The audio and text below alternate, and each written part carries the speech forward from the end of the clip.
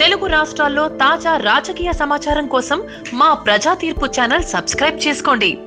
ఈ బెల్ గుర్తు నొక్కితే మా కొత్త వీడియోలు ఎప్పటికప్పుడు చూడొచ్చు. టీడీపీలో టికెట్ల పంచాయితీ వగదగట్లేదు. ముఖ్యంగా కర్నూలు టీడీపీ నేతలు నువ్వానేనా అంటూ పోటీ పడుతున్నట్లు సమాచారం. అంతేకాదు ఒకరిపై ఒకరు పోటీపడి విమర్శలు చేసుకుంటున్నారు. Sitting MLA SV Mohan Reddy గత ఎన్నికల్లో వైఎస్ఆర్ కాంగ్రెస్ పార్టీ తరపున పోటీ చేశారు. టీడీపీ అభ్యర్థిగా పోటీ చేసిన టీజీ వెంకటేష్ పై విజయం సాధించారు. ఆ తరువాత ఆయన వైఎస్ఆర్సీపీలోనే కొనసాగాలనుకున్నారు. కానీ భూమా నాగిరెడ్డి సమీప బంధువు ఎస్వి మోహన్ రెడ్డి కావడంతో భూమా పార్టీ మారిన తరువాత ఆయనను కూడా జగన్ దూరం పెట్టారు. దీంతో టీడీపీలో చేరిపోవాల్సి వచ్చింది.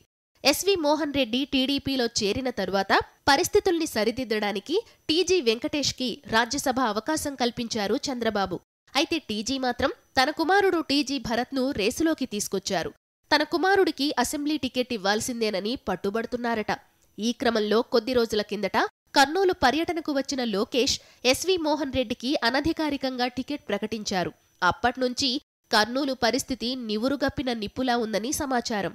గెలిచేవాళ్లకే టికెట్ ఇస్తారని, అది తమకేనని టీజీ వెంకటేష్ పదే పదే చెప్పుకుంటున్నారు.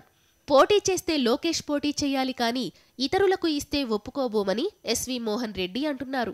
ఈ క్రమంలో ఇద్దరిలో ఒకరిని పార్టీలోకి ఆకర్షించేందుకు వైఎస్ఆర్ కాంగ్రెస్ పార్టీ నేతలు ప్రయత్నిస్తున్నారన్న ప్రచారం జరుగుతోంది. కర్నూలులో ఆ పార్టీకి సరైన అభ్యర్థి లేరు. ఎస్వి మోహన్ రెడ్డి పార్టీ మారిన తరువాత ఓ ముస్లిం అభ్యర్థిని ఇన్ఛార్జిగా పెట్టినప్పటికీ బలమైన అభ్యర్థి కారన్న ఆలోచన ఆ పార్టీ వర్గాల్లో ఉంది. టీజీ వర్గీయులకు వైఎస్ఆర్సీపీ నేతలు ఆఫర్లు ఇవ్వడం ప్రారంభించారని కూడా చర్చ జరుగుతోంది. అదే సమయంలో కర్నూలు అసెంబ్లీ విషయంలో మరో ట్విస్ట్ కూడా ఉండే అవకాశం కనిపిస్తోంది. పార్టీలో చేరబోతున్న కోట్ల సూర్యప్రకాష్ రెడ్డి వర్గం కూడా కర్నూలు టికెట్ను డిమాండ్ చేస్తున్నట్లు సమాచారం ఉంది.